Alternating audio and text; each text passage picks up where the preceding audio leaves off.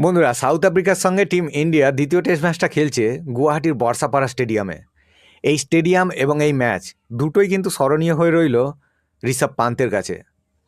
কারণ যেহেতু গিল খেলছে না, সেই জন্য টিম ইন্ডিয়ার ৩৮তম টেস্ট ক্যাপ্টেন হিসাবে অভিষেক হয়ে গেল এই ম্যাচে ঋষভ পান্তের। টিম ইন্ডিয়ার ৯০ বছরেরও বেশি টেস্ট ক্রিকেটের ইতিহাস। সেই প্রথমবার টিম ইন্ডিয়াকে নেতৃত্ব দিয়েছিলেন সিকে নাইডু, টিম ইন্ডিয়ার প্রথম টেস্ট ক্যাপ্টেন।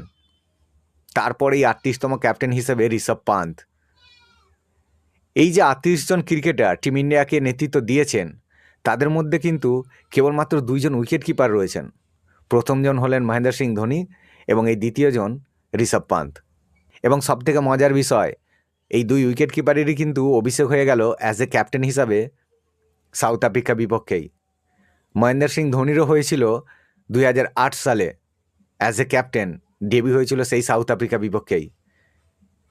ঋষভ পান্তেরও হয়ে গেল অ্যাজ এ ক্যাপ্টেন হিসাবে ডেবিউ এই সাউথ আফ্রিকা বিপক্ষেই।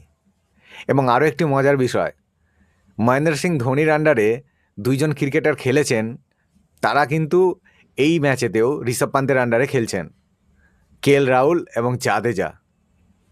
এই স্টেডিয়ামটা ঋষভ পান্তের কাছে আরও একটি কারণে স্মরণীয় হয়ে থাকবে। তার কারণ ২০১৮ সালে ওয়েস্ট ইন্ডিজের বিপক্ষে এক দিবসীয় ক্রিকেটে এই স্টেডিয়ামেতেই অভিষেক হয়েছিল ঋষভ পান্তের।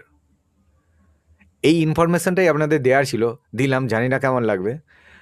যদি ভালো লাগে অবশ্যই দেখতে থাকবেন। দেখা হবে নেক্সট ভিডিওতে। ভালো থাকবেন।